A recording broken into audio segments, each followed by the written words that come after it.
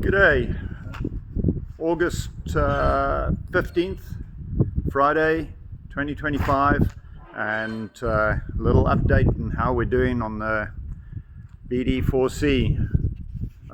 Legally, we have the number reserved, which we got last year, and we have all the documentation in the FAA for registration.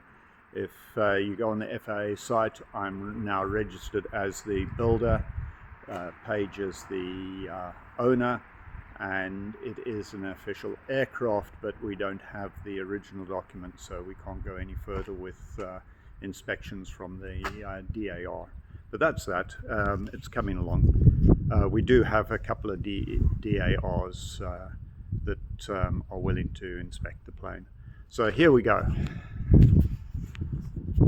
Alright, so at the back of the plane, very little has changed from last video, apart from this here, which is our dear Paige has managed to find herself a pile of box elder, and she's carving it up, and it's got some interesting colors in it, and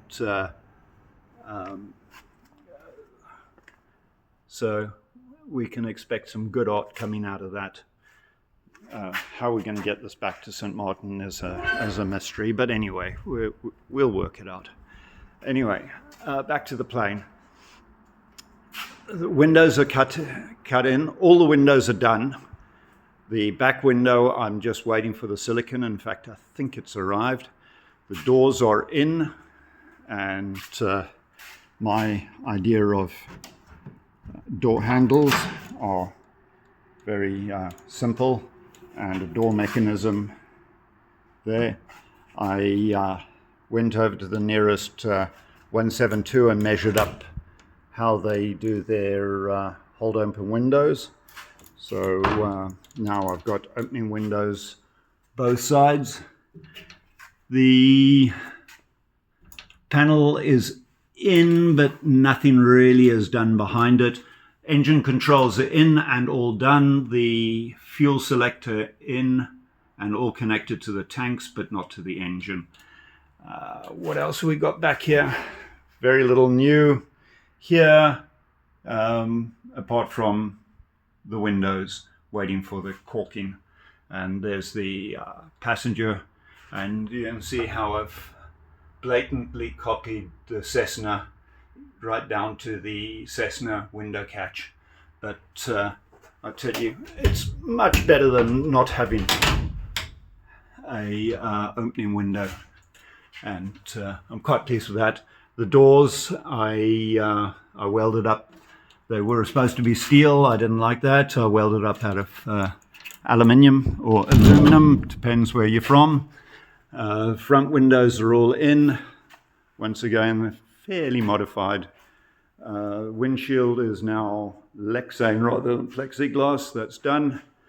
This is the big job, the engine baffling. It's a Plenum system which rams more air through the engine, and this is pretty much all week I've been working on this Plenum, and also over here the cowling, and it has been a horrendous fight, mainly because this exhaust system here, which is the power flow exhaust, which I specially bought this engine because it had it, does not fit with this cowling. It's too shallow. I'd have to cut right, you can see where I've marked where the tubes would have to come out the engine. So I have to build a new exhaust system. I'm not totally unhappy about that. I think I'm going to reduce a lot of complication. Made some nice penetrations for my control cables to come through to the throttle body, because this is fuel injection. It's got no carburetor, so that's all in and installed. Cable lock wired, and inspection sealed. So that's good. Everything else on the engine is disconnected because of working on this plenum. I should get that plenum finished today. The other side, very much similar to the first side. Landing lights, I don't know if I put those in the last video, but they're in their off-road Baja four-wheeler. Use these in the bush, so they got a high rating, so I decided to use them for landing lights. And a very simple system with threaded bar through to the bulkhead on the other side. Quick disconnect plug. Some of the wiring started, but not much. Elevators are calibrated. Counterweights are on. The counterweights on the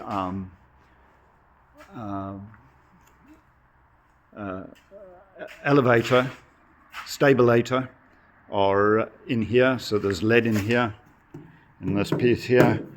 So it's balanced. So I should be able to move it in any direction. It stays there, which it's doing, which I'm happy about. At Oshkosh, we picked up the wheel pants and over at the back there, the tips in the bubble wrap, and that's for the stabilator, the tips. And the only last thing to show you, sorry if I'm making you dizzy with this, is my new toy that I bought at the back here, which is this bad boy. It's a Lincoln 205, and this will weld anything that I'm clever enough to weld, it's actually way more intelligent than me, but with practice I should be able to get better at it. But I managed to weld up the doors.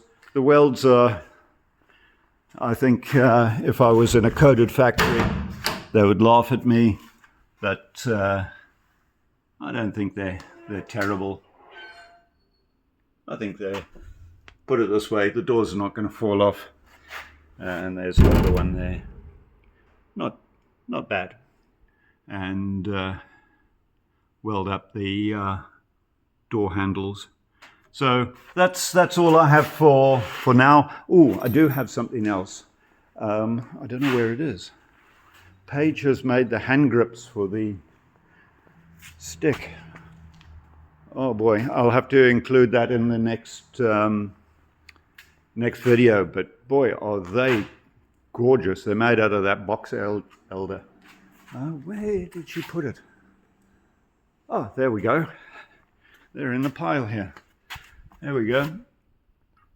And the 3 buttons, which is press to talk, wings level, and autopilot disconnect on both pilot and co-pilot side.